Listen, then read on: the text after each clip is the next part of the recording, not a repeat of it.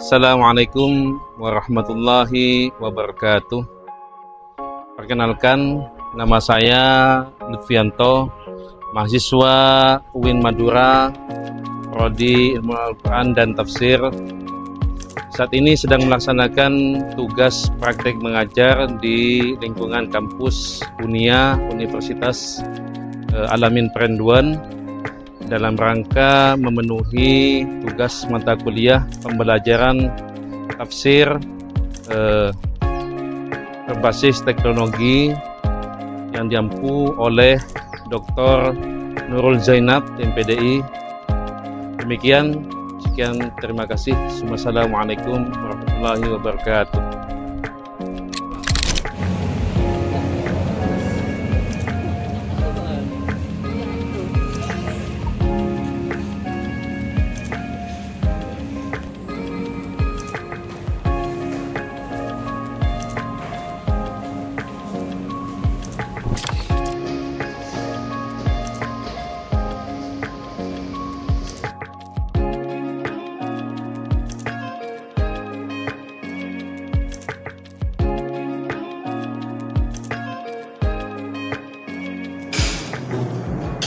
Assalamualaikum warahmatullahi wabarakatuh. Waalaikumsalam warahmatullahi wabarakatuh. Alhamdulillahirabbil alamin.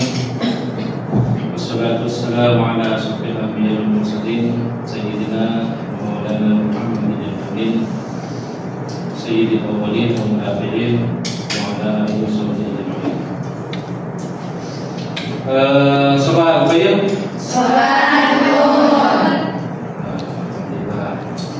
Alhamdulillah. Alhamdulillah.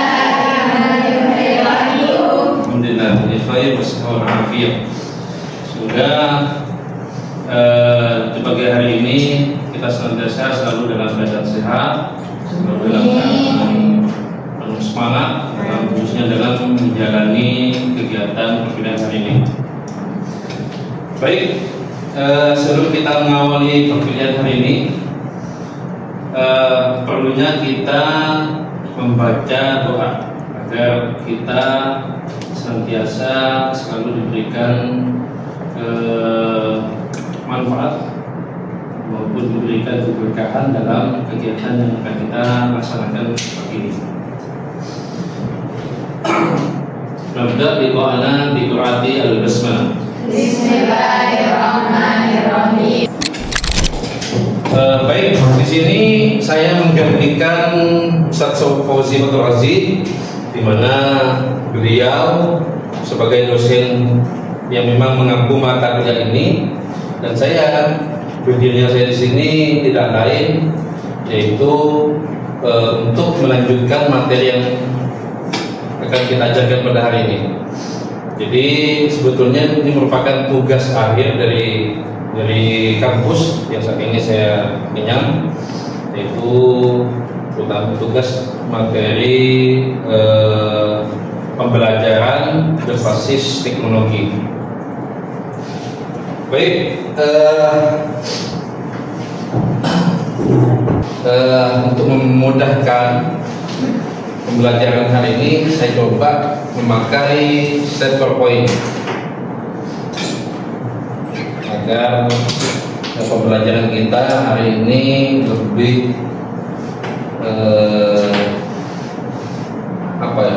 bernuansa teknologi, tidak hanya sekedar sekedar model ceramah dan sebagainya, tapi perlu kita selipkan dengan teknologi, di mana dalam hal ini kita pakai PowerPoint.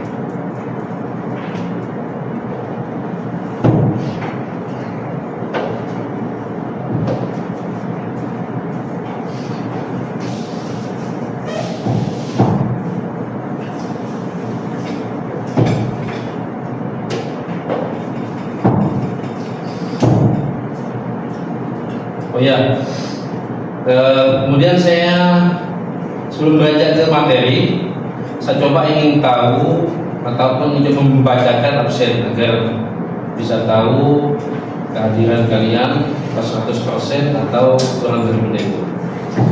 Bagi yang nama yang disebutkan silakan angkat tangan atau bilang hadir. Aina Arifah, Aisyatun Nafisa, Anafatun Nisa, Ani Naila Nafi'ah, Hadir. Aulia, Hadir. Azmi Yatin Ramadhani. Oh, hadir. Ini Amalia Jayati, Muzayyinatul Hasanah, Hadir. Masyuratul Fatimah. Aina izin Meta Mailasta. Hadir Pak. Apa F ini? Febrianita Khalifatul Aini. Faradi. Hadir. Diana Saputri. Ada izin Diana Saputri. Sabilatri. Alhamdulillah, lebih banyak yang hadir daripada yang izin. Ada 17 orang.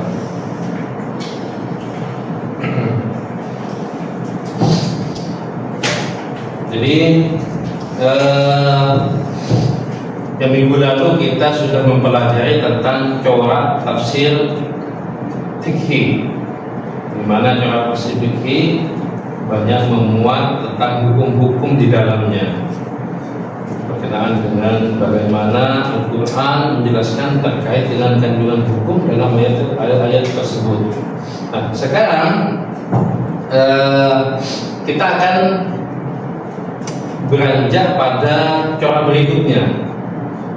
Dalam hal ini kan kita mempelajari tentang apa?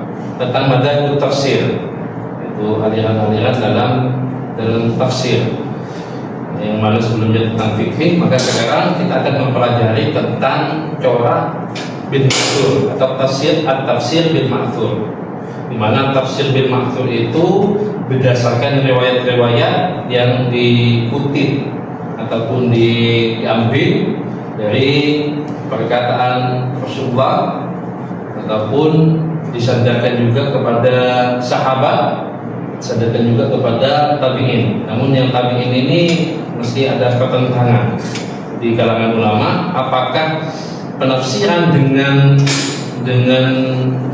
tabi'in, dengan perkataan tabi'in itu dapat diterima sepenuhnya atau tidak. Itu masih ada pertentangan. Ada sebagian yang menerima, ada sebagian yang tidak. Karena apa?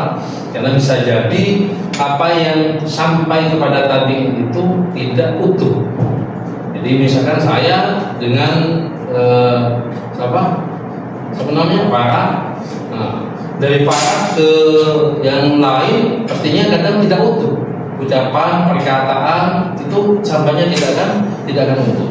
Nah, di sini maka penting kita mempelajari tentang corak tafsir bil ma'thur, corak tafsir bil riwayat. Jadi corak tafsir bil riwayat itu corak yang berdasarkan penafsiran Al-Quran dengan Al-Quran dengan hadis, dan Al-Quran dengan perkataan sahabat dan tabi'in. Jadi coba saya tampilkan tentang materi yang akan kita pelajari. Dan sebelumnya perlu saya sampaikan bahwa di antara tujuan pembelajaran kita hari ini tidak lain agar kalian itu bisa memahami konsep dasar daripada tafsir bil ma'thur. Kemudian bisa mengetahui bagaimana perkembangan atau munculnya tafsir bil ma'thur. Yang ketiga yaitu kalian dapat mengetahui apa saja sumber-sumber dari penafsiran bil ma'thur. Dan yang keempat yaitu siapa saja tokoh tafsir atau tokoh dan kitab tafsir yang dominan menggunakan tafsir bil ma'thur, dan yang terakhir yaitu kelemahan dan kelebihan daripada tafsir bil ma'thur. Nah, di sini dapat kita lihat yaitu corak tafsir bil ma'thur, yaitu memahami penafsiran Al-Quran berdasarkan riwayat. Jadi pastinya kalian sudah tahu beliau itu seperti apa, karena kalian pastinya sudah mempelajari tentang hadis. Jadi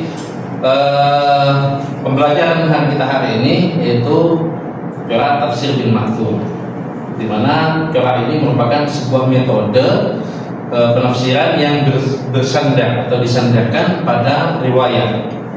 Jadi kita akan mengetahui lebih dalam, lebih jauh tentang latar belakang, pengertian dan sebagainya, sebagaimana yang tadi saya sebutkan tentang tujuan-tujuan pembelajaran. Di antara latar belakang atau yang melatar belakangi munculnya tafsir bil ma'thur itu tidak lain ketika mulai wafatnya Rasulullah, di mana para sahabat saat itu ketika masih berada Rasulullah, masih ada Rasulullah, para sahabat ketika mengalami persoalan-persoalan yang rumit bisa ditanyakan langsung kepada Rasulullah. Namun setelah meninggalnya, wafatnya Rasulullah, para sahabat masih di awal-awal, para sahabat masih bisa saling diskusi antara orang. Misal sahabat katakanlah Ibnu Abbas bisa diskusi dengan sahabat Ali bin Abi Thalib bagaimana tentang persoalan ini, atau sahabat-sahabat yang lain yang memang mengetahui bagaimana saat itu wahyu diturunkan, bagaimana kondisinya dan hukum apa yang ditetapkan pada saat itu. Namun seiring berjalannya waktu, para sahabat itu kemudian merasa kesusahan dalam menangani persoalan-persoalan, terutama dalam ketetapan-ketetapan hukum, sehingga para sahabat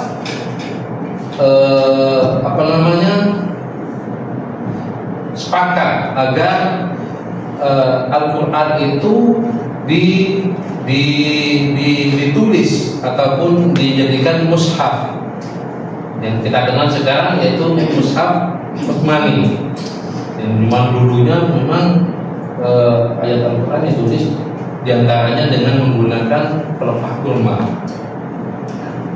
Nah, itulah mengapa tafsir bil ma'thur ini kemudian muncul. Jadi dengan dilatar belakangi para sahabat itu merasa kesusahan, kesulitan dalam memahami persoalan-persoalan yang terjadi. Karena harus mendatangkan, oh iya, misalkan si fulan, sedangkan si fulan ada di daerah Syam, ada di daerah ini yang lebih jauh. Karena dulu kan tidak seperti sekarang. Sekarang mau naik pesawat, mau naik sepeda listrik, mungkin kalian sudah punya sepeda listrik semuanya, kitanya sudah terbiasa. Tapi tidak seperti itu. Jadi di zaman sahabat, ya mereka benar-benar berjihad dalam, bukan dalam hukum, tetapi dalam menangani persoalan siapa saja sahabat-sahabat yang tahu tentang ketetapan hukum yang diturunkan pada saat itu. Kemudian itulah diantara latar belakang dari pengertian atau yang melatar belakangi munculnya tafsir bil ma'thur, tafsir bil riwayat, atau kita juga ada bisa dikatakan juga tafsir bin naqli. Sudah mempelajari tentang an-naqli, riwayat an-naqli atau bin naqli, itu riwayat yang diambil dari hadis-hadis maupun dengan ijtihad, dengan akal. Jadi di sini banyak ulama juga yang memakai ungkapan tafsir bil ma'thur, ada juga yang memakai ungkapan tafsir bil riwayah, atau ada juga yang memakai ungkapan tafsir bin naqli. Jadi disandarkan pada riwayat. Kemudian di sini pengertian corak tafsir bil ma'thur. Jadi saya yakin sebagian kalian sudah tahu apa arti daripada tafsir itu sendiri. Namun di sini corak atau corak itu dalam bahasa Arabnya, ada yang tahu? Apa corak itu? Laun. Nah, laun. Al-laun atau al-wad. Al-wad itu plural atau bentuk plural atau bentuk jamak daripada launun, yang berarti warna. Jadi ulama mengatakan bahwa al-wad atau corak itu merupakan nuansa, karakteristik. Corak tafsir yaitu corak yang atau kekhususan atau karakteristik mufassir dalam menafsirkan ayat-ayat yang terkandung di dalam Al-Quran. Jadi sebagian mufassir itu atau kitab tafsirnya memiliki corak ataupun nuansa yang memang melatar belakangi kehidupan sosial dan sebagainya. Itu dinamakan dengan corak atau tafsir. Karena masing-masing kita memiliki kemampuan, biasanya cenderung pada satu disiplin ilmu. Kalaupun ada, biasanya tidak fokus. Kan begitu. Dan saya, apalagi saya kan misal saya senang mempelajari tentang hadis, riwayat, sanad, matan dan sebagainya. Nah, itu kadang yang menjadikan kita ketika saya membuat tafsir, maka tafsir nanti yang akan saya susun akan bercorak riwayat, karena diambilkan dari kutipan-kutipan riwayat yang kita sebut sebagai tafsir bil ma'thur. Ada pula orang yang dalam nuansa kehidupannya tentang dalam keadaan sosialnya, dalam keadaan mencekam, misalkan ada peperangan, kemudian seperti dalam yang kita tahu saat ini terjadi perang di Palestina yang sampai saat ini belum selesai. Itu nantinya bisa masuk pada nuansa atau corak tafsir adabi al-ijtimai, yaitu nuansa bahasa dan sosial masyarakatan coraknya. Jadi dalam menafsirkan ayat itu biasanya dihubungkan dengan kondisi saat itu dinamakan dengan corak adabi ijtimai. Ya, sekilas itu tentang pengertian dari tafsir bil ma'thur. Jadi tafsir bil ma'thur yaitu tafsir itu sendiri diartikan sebagai mengungkap, menyingkap semua kandungan yang ada di dalam Al-Quran. Adapun bi yaitu diartikan sebagai dengan, dan ma'thur yaitu akar atau apa artinya?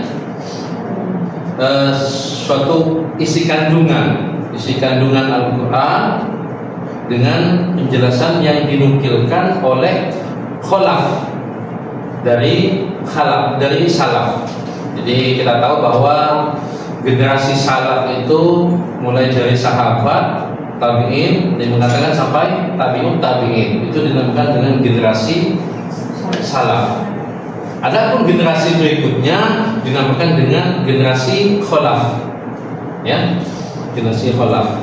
Jadi secara keseluruhan tafsir bil ma'thur yaitu mengungkap atau menjelaskan isi dalam kandungan Al-Quran yang dinukilkan dari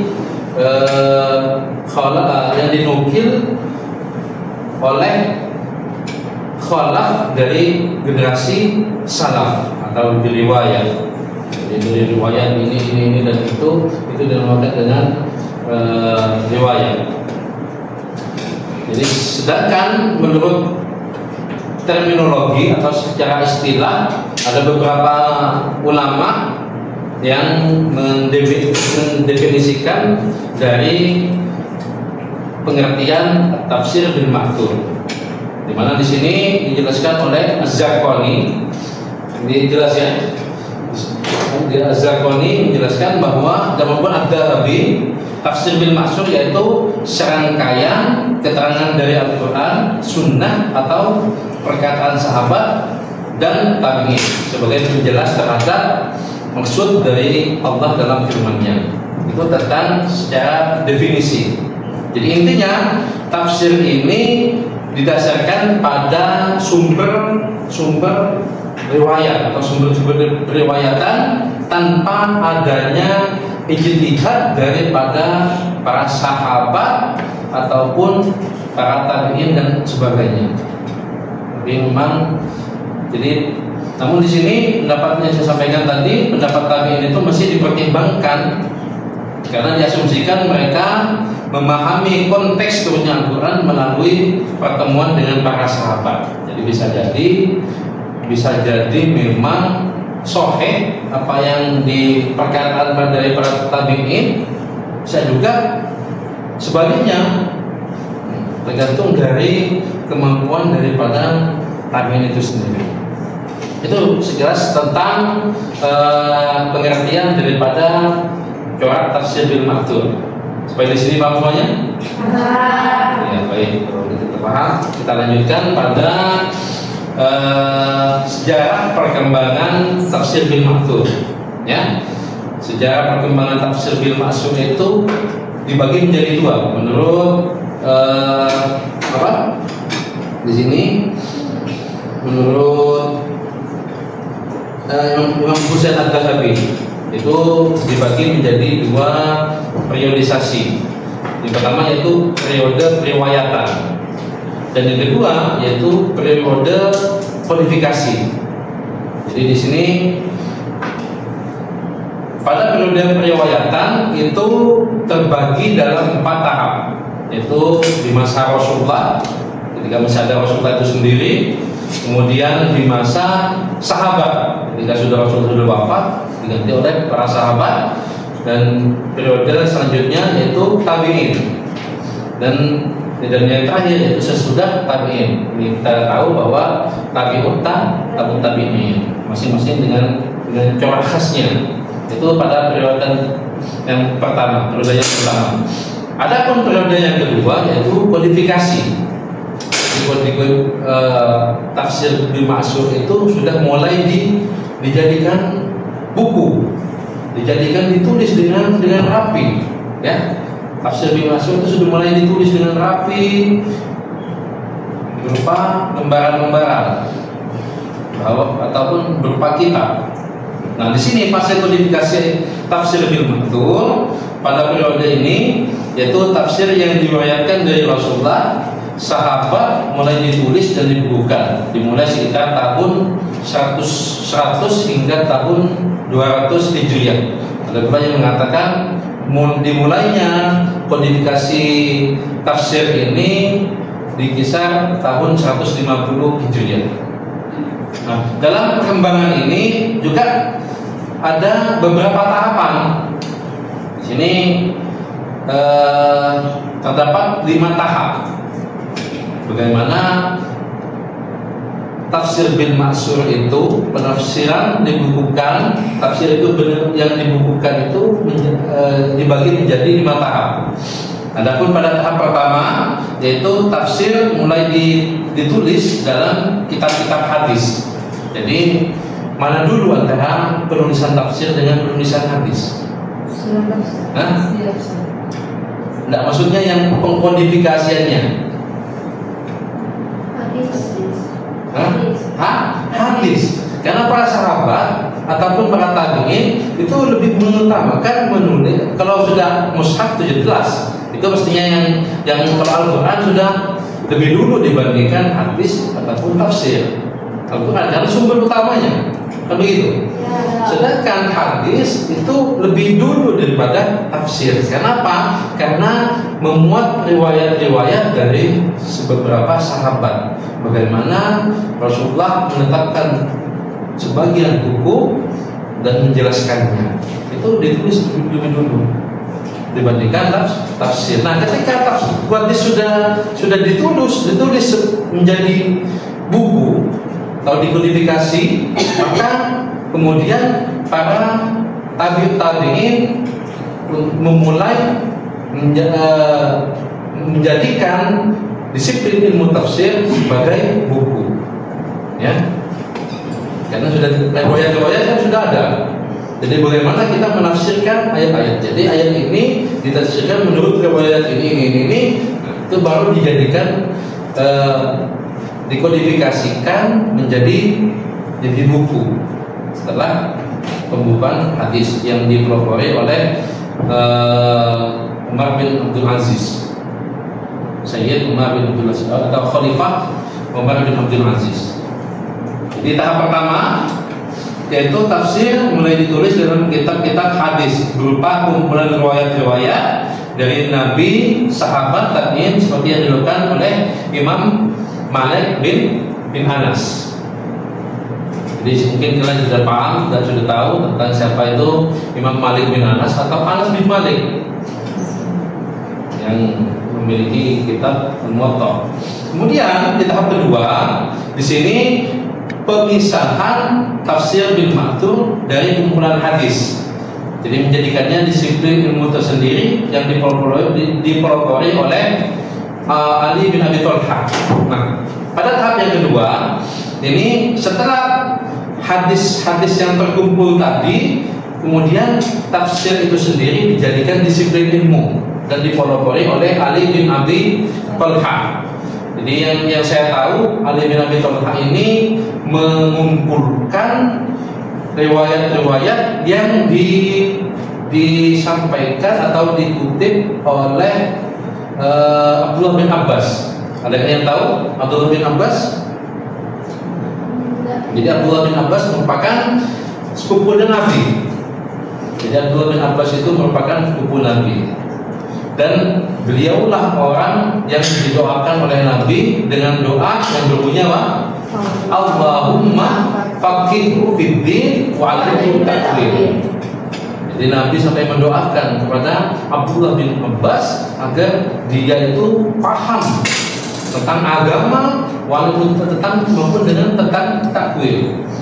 Sehingga Ali bin Abi Thalib membukukan tafsir itu melalui riwayat-riwayat dari Abdullah bin Abbas. Adapun tahap yang ketiga dan keempat, tafsir dibukukan secara khusus dalam beberapa juz. Jadi tahap yang ketiga yang betulnya tafsir itu dibukukan mulai dari beberapa juz. Kemudian pada tahap yang keempat itu kemudian dikodifikasikan lengkap dengan jalur sanadnya, sanad hingga Rasulullah, sahabat dan tabi'in, seperti yang dilakukan oleh Ibnu Jarir At-Tabari. Setelah kita semuanya tahu siapa itu At-Tabari yang dikenal dengan tafsirnya, yaitu memuat tentang berbagai macam riwayat dalam menafsirkan ayat, atau kita sebut sebagai tafsir dengan corak bil ma'thur. Adapun tahap yang kelima yaitu pengkodifikasian tanpa sanad. Ini sudah mulai melebar, ya. Semula melalui banyak riwayat, kemudian sudah mulai melebar, mulai ada ijtihad dari masing-masing tabi'in, ada ijtihad dari masing-masing orang, sehingga menjatuhkan hadis sahih dan keliru, mengurangi ketertarikan peneliti karena kekhawatiran pemalsuan. Nah, ini maksudnya, yaitu pada tahap yang ketiga, yang keempat itu, yang kelima, yaitu pengkodifikasian tafsir bil ma'thur tanpa mengemukakan sanad. Jadi mulai apa ya? Kalau kita itu kan masih awal-awal kadang-kadang bingung mau nulis, kan begitu. Tapi lama-lama sudah mulai kelas, misal kalau kita jadi semester 1 mesti kemudian semangat kita. Semester 2 mulai kurang, yang penting saya paham dengan ini, tak perlu ini yang kemudian dilakukan oleh sebagian tabi'in. Tahap yang kelima. Itulah tentang bagaimana sejarah perkembangan tafsir bil ma'thur. Kemudian kita beranjak pada sumber-sumber tafsir bil ma'thur. Apa saja sih sumber-sumber tafsir bil ma'thur? Di antaranya sumber-sumbernya yaitu penafsiran Al-Quran dengan Al-Quran itu sendiri. Ya. Jadi pada di masa Rasulullah Al-Quran turun juga bisa ditafsirkan dengan Al-Quran itu sendiri.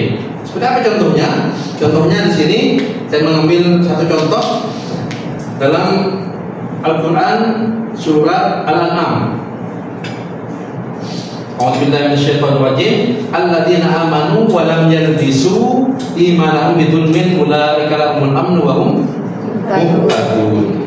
Jadi ayat ini yang artinya orang-orang yang beriman dan tidak mencampur adukkan iman mereka dengan kezaliman, mereka lah orang-orang yang mendapat rasa aman dan mendapat petunjuk.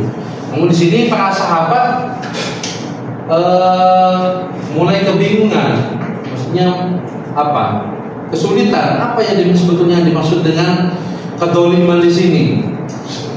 Jadi ketika ayat ini turun, para sahabat mendatangi Rasulullah untuk menanyakan apa yang dimaksud dengan kata zulmun. Itu zulmun pada ayat di atas. Maka Rasulullah menjelaskan pertanyaan para sahabat dengan melantunkan ayat Al-Quran, yaitu pada surat Luqman ayat 13, yang mana makna sebenarnya dimaksudkan adalah kesyirikan. Di mana bunyi ayatnya, wa idza qala Luqman li ibnihi wa huwa ya'iduhu ya bunayya la tusyrik billah innasyirka la dzulmun 'adzim. Jadi sesungguhnya kesyirikan itu merupakan kezaliman yang besar. Itu yang dinamakan dengan penafsiran Al-Quran dengan Al-Quran.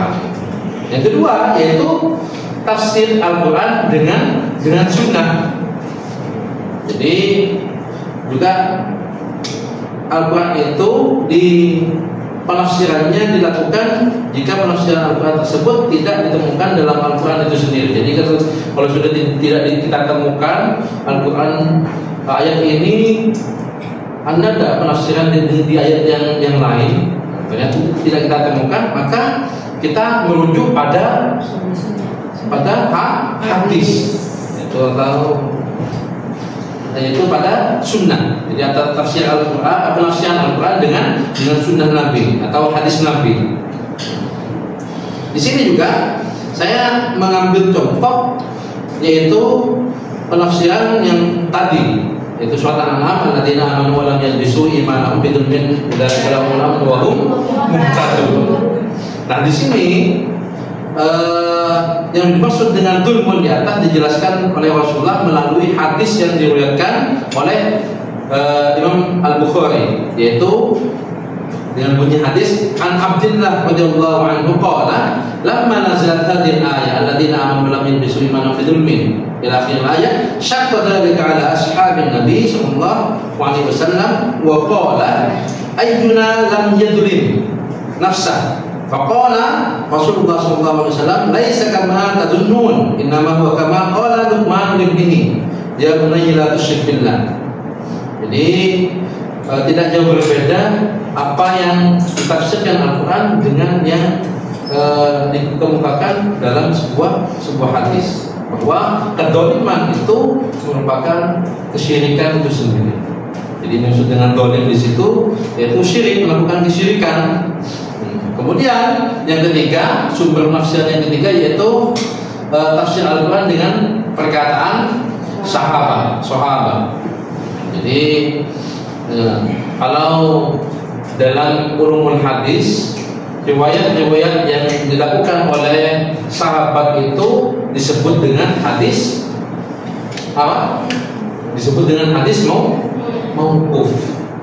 Sedangkan riwayat-riwayat yang disandarkan kepada Nabi disebut dengan hadis marfu. Ya. Ulah balik mau masuk temannya. Baik, kita lanjutkan itu tentang penafsiran Al-Quran dengan perkataan sahabat. Dan yang terakhir itu penafsiran Al-Quran dengan perkataan tabi'in. Bagaimana tabi'in itu menafsirkan Al-Quran yang didasari oleh perkataan-perkataan sahabat. Jadi kalau misalkan saya jadi tabi'in, saya tahu bahwa apa yang dikatakan oleh sahabat begini-begitu, maka saya menafsirkan ayat itu sebagaimana yang dikatakan oleh para sahabat. Maka perkataan saya ini sebagai tabi'in itu yang dimaksud dengan sumber penafsiran yang keempat tadi, tafsir Al-Quran dengan perkataan tabi'in. Itulah tentang sumber-sumber penafsiran tafsir bil ma'thur. Adapun poin yang ketiga yaitu kitab tafsir yang dominan menggunakan corak tafsir bil riwayat.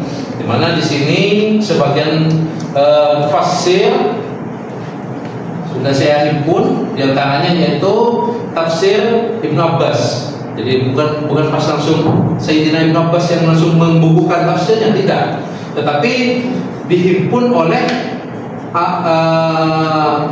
Ali bin Abi Thalha. Jadi nanti bisa kalian cari tafsir Ibnu Abbas. Tapi di situ isinya semua tentang Ali bin Abi Thalib, namun riwayatnya diambilkan dari Sayyidina Abdullah bin Abbas. Di tafsir maka dinamakan dengan tafsir Ibnu Abbas. Ada pula juga tafsir Ibnu Jainah, Abi Hatim, Al-Lais Al-Samarqandi, At-Tabari. Kemudian juga ada tafsir yang bercorak riwayat itu atau corak Ibnu Ma'thur. Yang paling populer yaitu tafsir Ibnu Katsir yang bernama tafsirnya Al-Quran, tafsir Al-Quran Al-Azim. Itu tentang kitab-kitab yang dominan. Jadi banyak lagi, yaitu Al-Baghawi, kemudian At-Ta'labi, Jalaluddin Asyuti, dan kitabnya Ad-Dur Mansur fi Tafsir Ibnu Ma'thur dan sebagainya. Kemudian poin yang terakhir yaitu apa saja sih keunggulan dan kelemahan tafsir Ibnu Ma'thur. Jadi ada kelemahan dan pun kelebihan daripada tafsir Ibnu Ma'thur. Di antara kelebihan-kelebihannya yaitu tafsir Ibnu Ma'thur penafsiran selalu disertai sanad dan diperbandingkan untuk kekuatan dan ketepatan. Maksudnya apa? Yaitu tafsirnya itu lengkap dengan sanadnya. An Abi Thalha, an Abi ini sampai kepada Rasulullah. Itu kelebihan daripada tafsir Ibnu Ma'thur, sehingga tidak ada celah lagi untuk bisa membuat-buat ataupun memalsukan penafsirannya.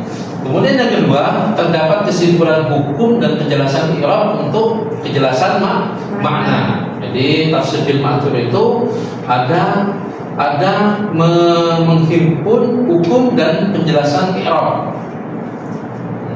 Dan yang ketiga yaitu memaparkan ayat nasikh dan mansukh. Ada yang tahu tentang nasikh dan mansukh? Yaitu nasikh dan mansukh ayat yang dihapus hukumnya dan digantikan dengan hukum yang lain. Itu dinamakan dengan nasikh mansukh. Namun di sini juga ada yang saya tahu ada tambahan juga yaitu asbabun nuzul. Mana juga memaparkan asbabun nuzul, di mana ayat tersebut ada sebab-sebab nuzulnya. Itu tafsir Ibnu Ma'thur. Jadi lengkap kalau tafsir Ibnu Ma'thur itu banyak ilmu di dalamnya. Adapun kelemahannya yaitu pertama kemungkinan riwayat itu ataupun hadis tersebut dapat dipalsukan atau menjadi hadis maudhu yang dikutip. Bisa jadi begitu, ya kan? Tidak menutup kemungkinan.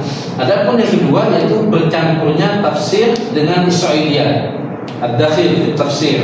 Jadi Israiliyat itu merupakan berita-berita dari Bani Israel. Kadang kan banyak berita-berita bahwa bagaimana nantinya Imam Mahdi keluar. Itu merupakan ya riwayat-riwayat Israiliyat. Itu merupakan minus daripada tafsir Israiliyat.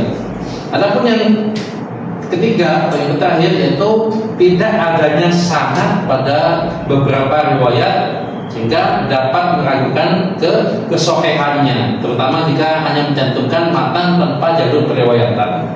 Jadi kalau sudah tidak mencantumkan jalur sanadnya, pastinya dari sebagian ulama akan meragukan tafsir itu sendiri. Jadi itulah tentang keunggulan atau kelebihan dan kelemahan daripada tafsir bil maksud. Supaya di sini paham semuanya? Berdurja. Jadi apa yang panjang lebar dijelaskan tadi sudah kalian paham semuanya? Kalau paham, kita lanjutkan pada sesi diskusi. Jadi saya sebetulnya ingin menginginkan agar kalian itu bisa menerapkan ataupun mengimplementasikan tafsir bil ma'thur pada beberapa ayat. Itu tugas akhir nanti. Nah, sebelum beranjak pada sesi berikutnya, yaitu saya ingin mengetahui seberapa besar pemahaman kalian terhadap apa yang panjang lebar saya jelaskan tadi. Jadi ada yang ingin tanyakan? Hah? Nggak ada. Jadi kalau nggak ada, nggak ada ya. Berarti paham semuanya tadi ya. Jadi kalau memang begitu, saya coba ingin menguji kepahaman kalian pada pembelajaran kali ini. Saya coba tanyakan mungkin 2 poin saja. Jadi sebagai bentuk pemahaman kalian terhadap pembelajaran kita hari ini. Pertanyaan yang pertama, apa saja sumber-sumber dari tafsir bil ma'thur? Coba yang ini, yang nulisin ini. Coba. Bukan. Al-Quran dengan Al-Quran. Al-Quran dengan Al-Quran. Yang kedua Al-Quran dengan Sunnah. Al-Quran dengan Sunnah. Yang ketiga Al-Quran dengan qaulus sahabat. Al-Quran dengan qaulus sahabat. Yang keempat Al-Quran dengan qaul tabi'in. Qaul tabi'in. Asante. Jadi saya anggap satu lagi untuk menguji pemahamannya kalian lagi, yaitu apa saja kitab tafsir yang dominan menggunakan tafsir bil ma'thur. Coba sekarang yang depan, ayo nanti. Kitab 15. Pertama yaitu tafsir kitab 15. Apalagi? At-Tabari. Minimal 2 lah. At-Tabari. At-Tabari. Jadi saya rasa kalian sudah bisa paham semuanya dengan apa yang kita pelajari pada kuliah ini.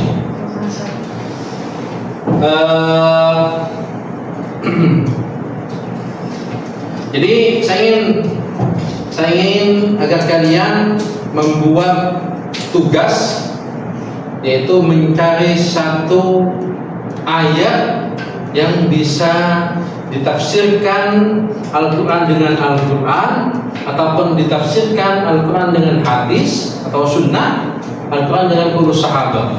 Jadi minggu depan dikumpulkan dari masing-masing kalian. Jadi sebutkan semua penafsirannya bagaimana nanti, ya. Jadi kalau sudah paham semuanya, sekarang sebagai kesimpulan akhir, yaitu pengertian atau definisi daripada tafsir bil ma'thur. Jadi definisi tafsir bil ma'thur kita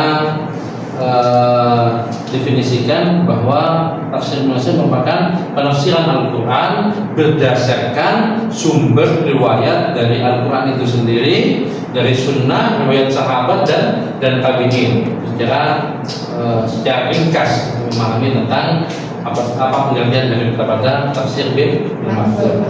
Kemudian poin yang kedua yaitu perkembangan, di mana dalam sejarah perkembangannya ada dua tahapan, yaitu perkembangan pada periode periwayatan dan yang kedua yaitu pada periode kodifikasi atau pembukuan.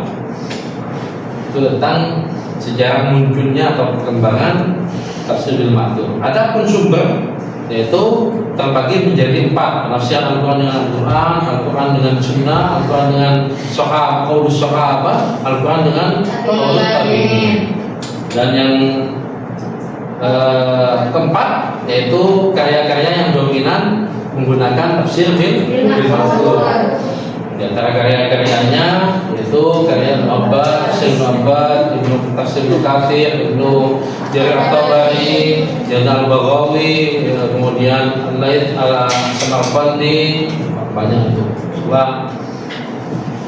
Banyak kitab-kitab tafsir yang dominan menggunakan tafsir bil ma'thur. Itu jauh kedudukannya lebih tinggi daripada tafsir bil ra'yi yang hanya menggunakan akal ataupun ijtihad daripada ulama itu sendiri. Dan yang terakhir itu kelemahan ataupun kelebihan dari tafsir bil ma'thur.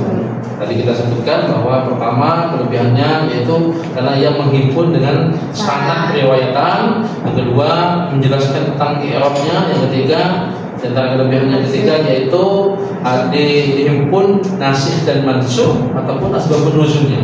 Adapun kekurangan yaitu apa saja? Kekurangannya yaitu bisa jadi riwayat-riwayat yang dikutip itu riwayat dari hadis yang palsu atau hadis maudhu. Yang kedua yaitu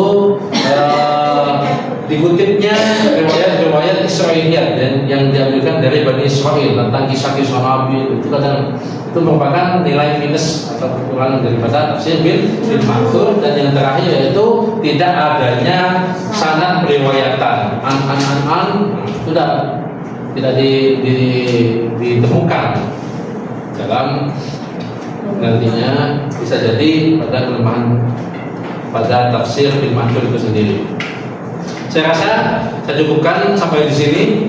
Ada pertanyaan? Tidak. Baik, kalau sudah tidak ada, saya harap semoga pembelajaran kita hari ini dapat bermanfaat dan mendapatkan keberkahan dalam pembelajaran kita hari ini. Terima kasih atas segala perhatiannya. Dengan patah semangat, tetap harus belajar. Karena kalian sudah mahasiswa, sehingga tidak perlu belajar cukup dosen yang menjelaskan. Tidak perlu, mahasiswa harus lebih banyak berinteraksi. Jadi Allahumma fiq ila aqwamit thoriq. Nakra bi kafaratil majlis. Subhanallahumma wa bihamdika asyhadu an la ilaha illa anta astaghfiruka wa atubu ilaik. Akhirul kalam, wassalamualaikum warahmatullahi wabarakatuh. Waalaikumsalam warahmatullahi wabarakatuh.